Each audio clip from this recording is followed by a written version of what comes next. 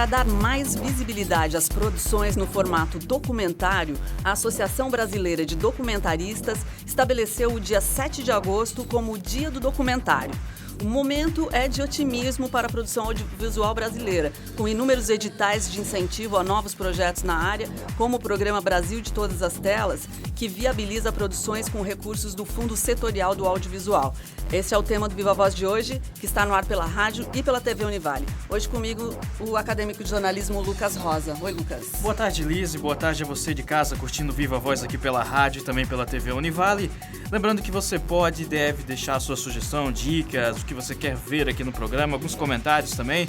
A gente tem um e-mail vivavozunivale@hotmail.com, tem também o Facebook, facebook.com/vivavozunivale e o Twitter, o @vivavozunivale. Para falar sobre este assunto, nós convidamos dois amigos já aqui da casa, o Flávio e o Roberto de Oliveira, o Diego Lara. Eles são produtores de audiovisual e são também diretores da TAC Filmes aqui de Itajaí. Obrigada já pela presença dos dois, Flávio, Diego. Olá, boa tarde a todos. Obrigado pela oportunidade de falar um pouquinho sobre a TAC Filmes. Boa tarde, é. Obrigado pelo convite. Desculpa, Valeu. Não, desculpa, Diego, eu. Mas, enfim, eu acho que a maioria das pessoas aqui da região já acompanha o trabalho de vocês. Vocês têm feito algumas produções interessantes e têm chamado a atenção. Mas a gente podia explicar um pouco melhor para todo mundo que está acompanhando o programa o que é a TAC, como é que vocês pensaram, planejaram e realizaram esse trabalho. Eu posso começar falando uma coisa? O nosso planejamento foi tentar não fechar. E daí deu certo. Primeiro por 5 anos e agora a gente chega nos 10. Então a gente acho que está dando certo. Bem, a TAC Filmes, para quem não conhece ainda, é uma produtora de conteúdo para TV, cinema, internet, tudo que é relacionado ao audiovisual, a TAC Filmes produz, né? Desde documentários, ficção, institucionais também. Então é uma gama grande de produtos dentro do audiovisual que a TAC Filmes trabalha há 10 anos, instalada aqui em Itajaí. Nosso foco primário sempre foi produção de conteúdo autoral, assim, né? A gente começou porque a gente saiu da faculdade de jornalismo há 10 anos atrás, praticamente. E... Desculpa, eu recebi instruções para mudar um pouquinho, falar um pouquinho diferente. Sou uma pessoa bem... Tá ótimo. Desculpa. A gente começou há 10 anos com uma ideia bem clara que era fazer uma coisa que não tinha mercado na época. Não tinha empresas de documentário, assim, que nem tem hoje. Hoje tem muita produtora que está fazendo conteúdo. Quando a gente começou, não existia isso. Então a gente saiu e falou, vamos fazer uma coisa que a gente sinta prazer de fazer, que fuja um pouco do que tem de oportunidade. E a gente conseguiu. 10 anos depois a gente está aí fazendo bastante coisa. Pois é, você está falando nesses 10 anos depois, deixa eu aproveitar esse gancho, Lucas. São 10 anos que vocês estão comemorando este mês de agosto, é isso, Flávio? Exatamente. Está no nosso contrato social como empresa registrada dia 18 de agosto. Então a gente costuma comemorar sempre aos dias 18 de agosto. E conseguimos chegar aos 10 anos de produtora. Começamos a TAC com 21, 22 anos e não sei como a gente conseguiu, né? Passar por tantos obstáculos, tantas barreiras que às vezes um jovem tem como empreendedor, não só no meio audiovisual, que quando a gente começou a TAC, como o Diego falou, não tinha um momento tão propício quanto existe hoje no Brasil, né? Então a gente conseguiu sobreviver literalmente da TAC Filmes e hoje a gente tem já uma vasta filmografia que mostra que deu certo, né? Legal. Acho que é o que mais importante para a gente é o que a gente já fez e o que isso proporcionou para as pessoas também em termos de entretenimento, né? e novas... principalmente resgate histórico-cultural também de Santa Catarina, que a gente sempre levou como uma das nossas bandeiras, né, da TAC Filmes. Legal. Como é que vocês repararam a evolução do audiovisual aqui em Santa Catarina nesses 10 anos de trabalho? Cara, assim, são dois universos extremamente distintos, assim. Quando a gente começou há 10 anos, isso daí não tinha quase nada, assim, em 2005. Na verdade, existiam algumas produtoras, mais em Florianópolis, produzindo conteúdo. Porém, aqui na região tinha acho que uma ou duas produtoras que estavam entrando nesse universo de conteúdo. Claro que tudo era muito incipiente, assim, sabe? Tinha um edital a cada 2 anos, não que isso daí tenha mudado em relação ao estadual, porque o edital ainda atrasa um pouco. Mas a força maior também era para publicidade, né, Diego? Isso sempre vai ser, assim, acredito eu, né? Assim, porque é onde tem o maior volume de produção e afins. Porém, para conteúdo, hoje tem muita gente que está abrindo produtora para fazer conteúdo. Por quê? Porque tem a Lei 12.485, né, que favorece hoje a produção e o espaço qualificado de produções nacionais nas emissoras a cabo. Então, assim, existe uma demanda muito maior do que existia há um tempo atrás. E até mesmo a internet, né? Na época que a gente começou, em 2005, a internet ainda estava caminhando para começar a banda larga ser algo realmente popular. Então, o YouTube não era uma realidade como é hoje, não fazia parte tanto da vida das pessoas como faz hoje. Isso também ajudou bastante o audiovisual a ganhar destaque. E hoje é uma das maiores indústrias do país. Passou a indústria farmacêutica, a indústria têxtil. Então, hoje o investimento, inclusive, no audiovisual é muito grande porque ele dá retorno, né? A gente sabe que o audiovisual cada vez mais dá retorno e engloba várias artes, né? Tem os artistas...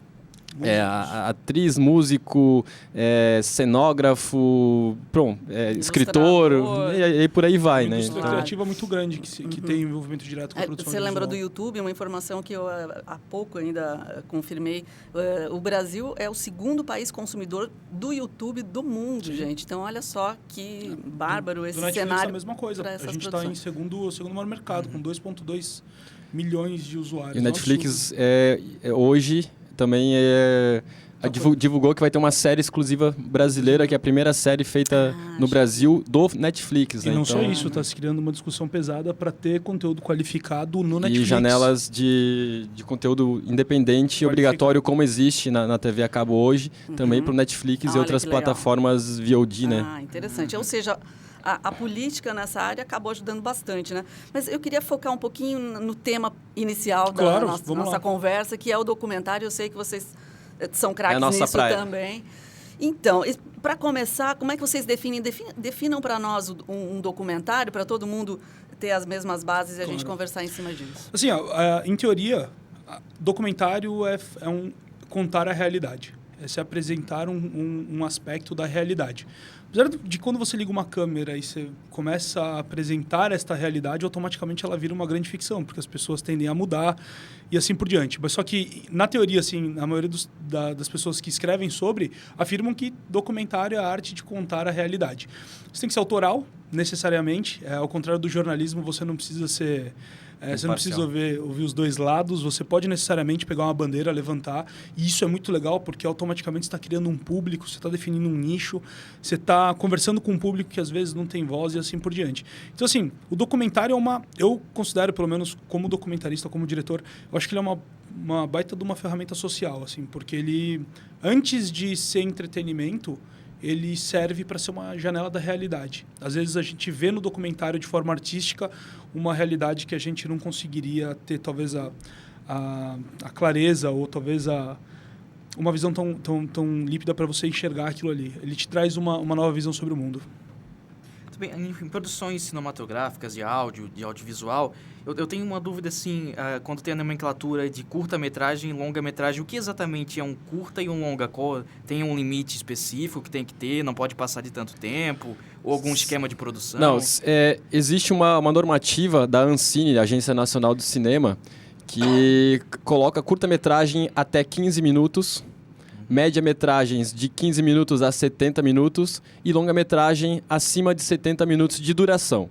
Então, essa é a classificação hoje no Brasil. Então, a gente tem que seguir essa classificação e essa classificação dá pontos também para as produtoras para poder captar mais recursos com relação aos projetos que ela já realizou. Então, um projeto de curta-metragem vai te dar 1 ponto, um de média-metragem 2 pontos, um de longa-metragem 3 e assim por diante. Complexidade. Isso, exatamente. Então, isso conta bastante para as produtoras também em termos de minutagem. Mas claro que você, como diretor, como autor, você não precisa ficar restrito exatamente a esses números, né? Então, por exemplo, o nosso último curta vai ficar aí numa casa de 16, 17 minutos, sabe?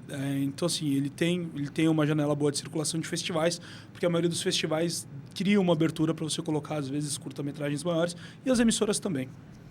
Legal. Pessoal, bom, esses editais de fomento à produção audiovisual com certeza estão inspirando muita gente, estão estimulando as pessoas a se arriscarem um pouco mais nessa área. Mas eu queria ouvir de vocês em relação aqui a Santa Catarina, a nossa região.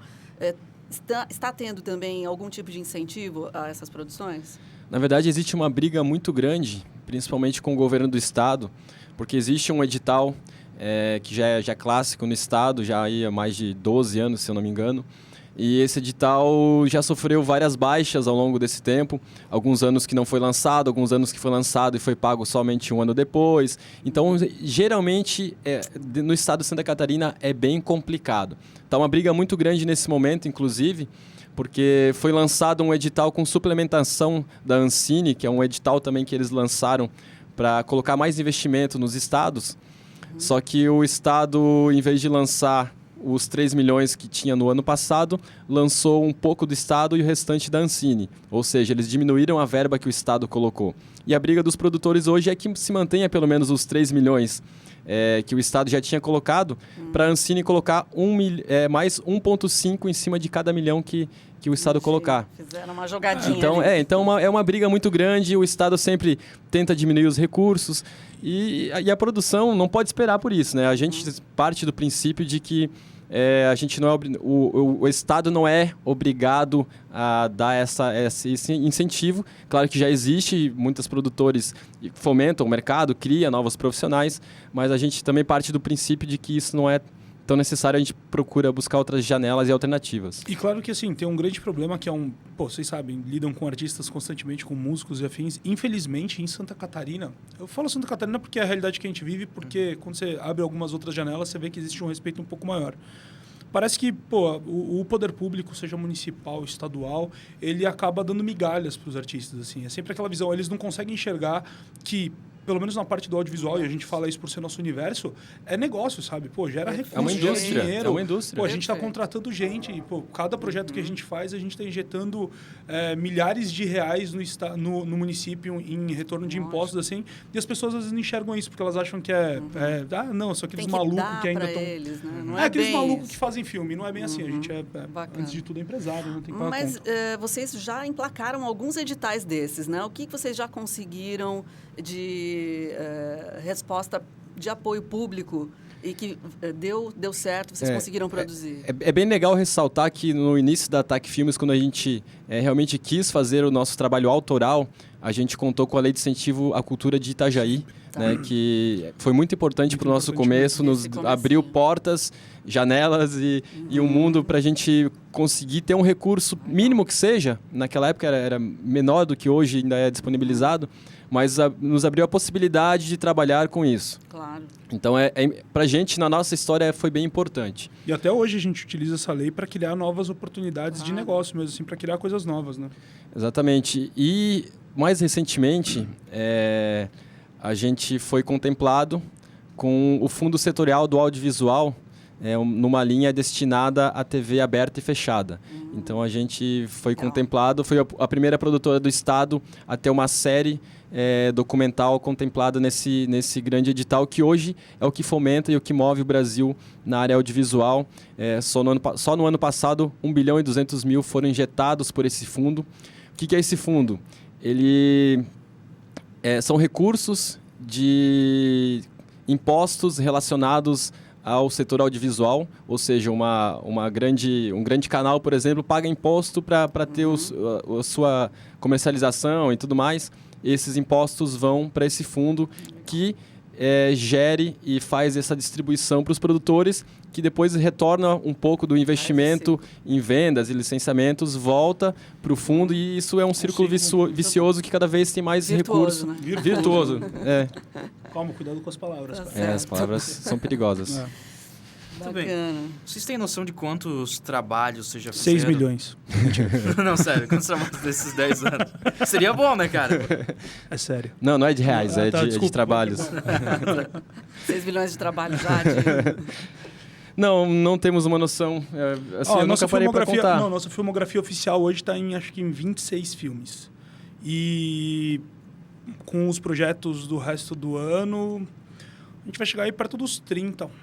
Uma média de 3 filmes por ano. Isso de projetos autorais, de documentário, série, ficção, sem contar, claro, os institucionais e tudo mais, que a gente também tem essa veia um pouco comercial. Tem que pagar a conta, Tem que pagar a conta de vez em quando. E qual deles, assim, marcou vocês? Nossa. Pô, é difícil, cara. Falar de um e não falar de outro é que nem a mãe falar de um filho. Não tem problema não, cara. O que eu mais gosto...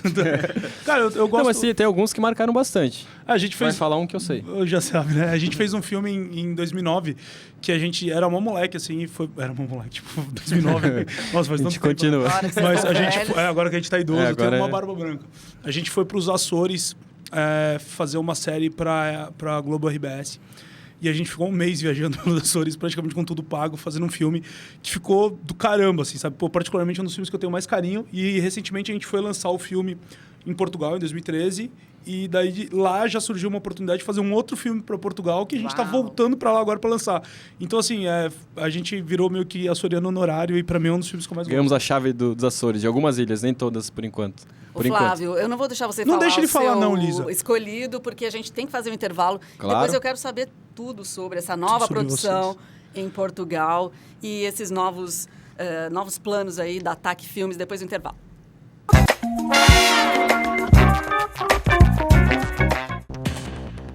Já voltamos hoje conversando com Diego Lara e Flávio Roberto, o pessoal da TAC Filmes aqui de Itajaí.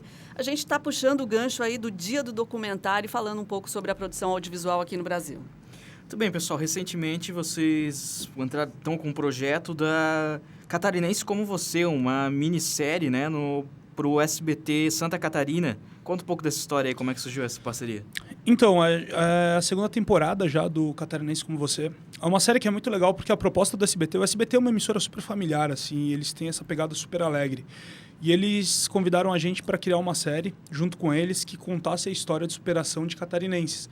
Pessoas até então desconhecidas que tinham histórias de superação e que poderiam influenciar outras pessoas, né? E ao longo dessas 2 temporadas a gente rodou... Agora está indo para o 10º episódio. A primeira temporada foram 5 episódios, a segunda 8. E é super legal, assim, porque a gente viaja praticamente o estado inteiro contando histórias, conhecendo pessoas, assim, é o que a gente gosta de fazer. Bacana. Essa produção saiu desse edital que a gente conversava? Não, esse é um investimento direto do canal. Né? Ah, que bacana. Eu acho interessante perceber que existe também uma abertura maior. Lógico que tem a lei, exatamente, mas é isso que eu falei no bloco anterior. A gente não fica somente focado nos editais, porque a gente sabe que existe todo um outro universo que a gente pode explorar e às vezes a gente fica esperando um edital dar certo enquanto a gente poderia estar fazendo milhares de outras coisas. Então, a gente não costuma ficar na cadeira esperando.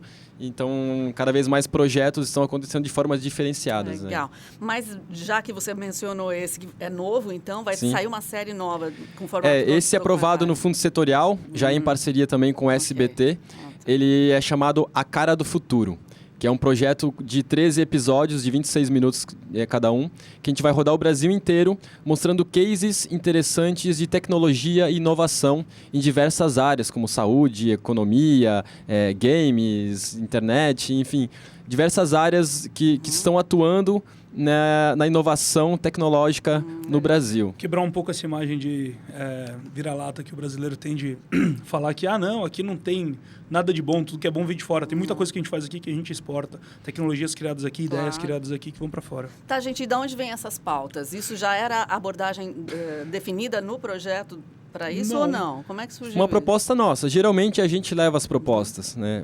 Raramente chega uma proposta já pronta de um canal ou de enfim, de um edital. Acho que a única que foi pronta mesmo foi o Catarinense Como Você. Que foi uma das poucas. E das enchentes. Das enchentes. Que foram 2 pautas meio que encomendadas, assim, que foram projetos levantados. Mas o resto é sempre proposta da casa, assim, a gente senta e conversa junto com a equipe, o que seria legal fazer? E a gente começa a discutir até ter uma ideia maneira. Vocês já falaram que fizeram um documentário também para a RBS, agora parceria com o SBT. Como é que é a relação com as emissoras de TV para a produção local aqui? Cara, é legal, assim, felizmente a gente tem portas abertas com essas emissoras, porque são 10 anos de história, assim, sabe? Conduzindo negociações, conversando, licenciando material. Recentemente a gente também vendeu bastante coisa para fora, assim, para Globosat, para o Canal Off, para GNT, para o Mais Globosat. Agora está fechando uma parceria grande com... Como é que é o nome daquele? Cine Brasil TV. Brasil TV. Teve o Fish TV também. Fish TV. E agora licenciando material também para RTP Portugal. Açores, no caso, né? Então, assim, localmente as empresas cada vez mais estão se abrindo para isso, que é necessário, sabe? Porque a gente não consegue, às vezes, explicar isso da forma que funciona. Porque todo esse material que a gente produz, autoral, acaba se tornando recurso direto para as emissoras, porque elas comercializam, elas vendem espaço publicitário. Então, ter esse tipo de projeto diferenciado na carteira deles é sempre bom, assim. Então, acaba sendo é bom para todos os lados, assim. Legal, vocês falaram de que estão agora trabalhando também em Portugal. Eu fico pensando como é que é visto a produção cinematográfica, de documentário também, até mesmo um cinema um pouco mais independente lá fora. Como é que é vista essa produção em Portugal e em outros países? Cara, tem uma maturidade bem maior, assim, sabe? A história, principalmente na Europa, né? A história cinematográfica, não principalmente na Europa, Europa e Estados Unidos, assim, tem uma visão bem mais clara com a indústria audiovisual. Existe uma valorização muito maior dos produtores, assim. Existe um, digamos, glamour, assim. Então, isso daí é interessante. No Brasil, a gente ainda é meio outcast. Então, o cara, aquele que ainda está percorrendo a parte de... Está vindo por fora, assim. Mas quando vocês chegam lá e mostram que o trabalho é do Brasil, mostrando o trabalho lá fora, como é que é a recepção? A curiosidade, né? Assim, a gente sempre... Por exemplo, esse filme agora que a gente está finalizando, Nos Baixos do Maranhão, a gente conta a história da primeira colonização açoriana no mundo, que foi no Maranhão. Eles saíram em 1619 e vieram para o Brasil, pararam em São Luís, depois de tantos dias de viagem, falaram, não, a gente não quer sair daqui. E ficaram por lá mesmo. E a gente não criou um filme histórico falando, olha, açorianos, vocês estão aqui. A gente criou um filme mostrando o que é Maranhão para os açorianos. Independente das heranças deles, a gente está mostrando o que tem de raiz, o que existe hoje, apresentando. Então, a gente sempre traz bastante disso na nossa filmografia, que é um pouco dessa bandeira, né? A gente gosta de mostrar o Brasil para fora, a gente gosta de ser brasileiro, né? Pessoal, o que é dificuldade para vocês na hora de produzir? Porque, ao mesmo tempo, a gente percebe que é todo um mercado novo, informação também, do ponto de vista profissional, né? Então, é fácil, por exemplo, fazer um casting de atrizes e atores e a parte técnica. Como é que vocês lidam com toda essa questão? O mais difícil é conseguir financiamento, né? É o grande X da questão. Então, a parte burocrática, a parte do vai e vem de projetos e tudo mais, é o grande empecilho para todo mundo hoje no Brasil e acho que no mundo, né? Porque o dinheiro é cada vez mais escasso, mas sempre acha uma alternativa. Então, a gente tem que ter um direcionamento muito forte para cada projeto em termos de financiamento. Conseguir o financiamento, tudo fica mais fácil. Mas claro que ainda existem vários empecilhos. Como você falou, o casting às vezes é muito complicado aqui em Santa Catarina, principalmente de atores. A gente conseguiu, felizmente aqui na região, gravar um curta nesse último mês com um casting praticamente todo local. Foi bem interessante para a gente participar desse momento. A gente está vendo que os artistas estão cada vez mais se voltando para o cinema, né? Porque o teatro e o cinema são coisas completamente diferentes. Então a gente está vendo que cada vez mais a gente está tendo mais facilidade em encontrar profissionais, equipe técnica, atriz. Eu acho que esse curta, o Três Dentes de Ouro, que a gente rodou agora, ele é um exemplo um pouco disso, que a gente, tinha 2 profissionais de fora. O resto eram todos prato da casa. Então, assim, isso é muito legal, porque é completamente ao contrário do que era no passado. Assim, a gente tinha que importar, trazer um monte de gente para fora, de fora para cá, assim, de Florianópolis, quase sempre. E hoje a gente vê que, claro, com o surgimento de cursos como o da Univale, e até essa massificação da linguagem audiovisual através de YouTube e outras tecnologias, as pessoas estão tendo uma facilidade e um interesse maior em buscar essa informação e formação. Bem. E em questão de equipamento, como é que é? A gente vê hoje que tem... Está um pouco mais acessível, câmeras no celular, câmeras de excelente qualidade, áudio também, equipamentos mais acessíveis. Dá para produzir um filme de qualidade com equipamentos um pouco mais simples ou mais acessíveis, assim? Olha, estava acessível até o dólar bater 3,50 hoje, né? Tô brincando. Assim, cara, existe uma grande diferença, né? Eu sou completamente pró essas novas tecnologias, acho que é do caramba. A ideia... Outro dia eu vi que estavam fazendo um longa-metragem com um iPhone aqui na região.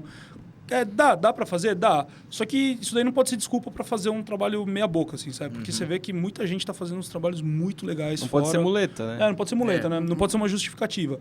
Obviamente, né? Quando você vê que com o surgimento de novas tecnologias, a massificação que teve de produções de extrema qualidade... hoje você entra na internet, você entra no YouTube da vida, você fica assistindo Vimeo, você pira da qualidade do negócio.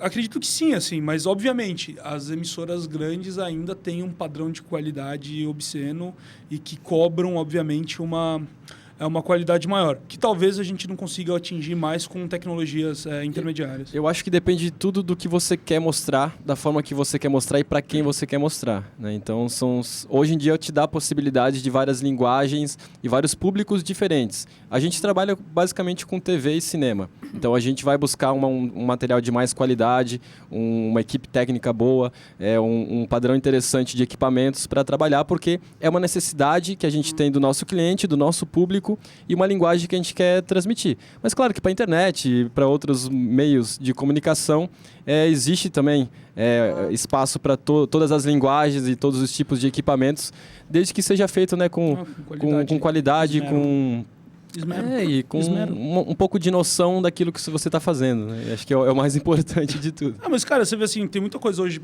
a própria linguagem acaba tudo convergendo, assim, você vê filme tipo, de ficção que é feito como se fosse imagem encontrada de celular, sabe, essas coisas, e que eles conseguem criar uma narrativa super legal. Então, acho que o Flávio está correto nisso, assim, baseado na sua narrativa, você escolhe a tecnologia. Claro que vai basear 100% do seu orçamento.